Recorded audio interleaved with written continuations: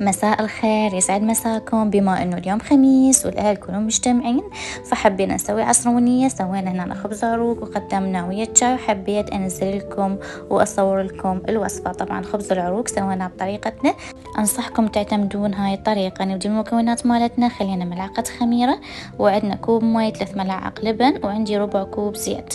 راح اخلطهم مع بعض وراح اضيف 4 اكواب طحين بالتدريج. وهنا أنا بعد ما ضفت الطحين راح أبدي أعجنها، وراح أضيف هنا أنا عندي ملعقة ملح، عندي نص ملعقة كاري، عندي نص ملعقة كركم، ونص باقة معدنوس. وراح أخلط العجينة مع بعض وأتركها تختمر لمدة 40 دقيقة.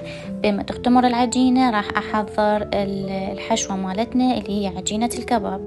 نص كيلو لحم مفروم، عندي بصل وطماطم مفرومين، وعندي باقة معدنوس ثرمتها بشكل ناعم.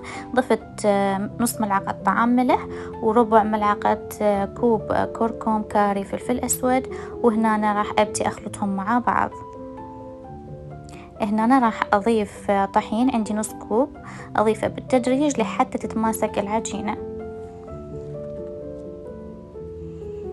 وتصير بهذا الشكل. هنا عندنا العجينة مالتنا اختمرت بعد مرور 40 دقيقة. راح أشكلها على 9 قطع. أنا عجينتي هنا صارت 9 قطع. أخذ أول عجينة وأبدي أفتحها، وراح نبدي نحشيها بالحشوة مال الكباب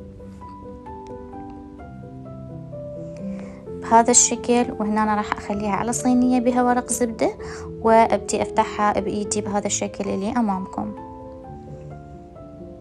ونسوي نفس الشي بالنسبة لبقية القطع مالتنا، وندخلها الفرن حتى تنشوي. هنا بعد ما طلعناها من الفرن، طبعا الطريقة ولا ألت، أنصحكم تجربوها.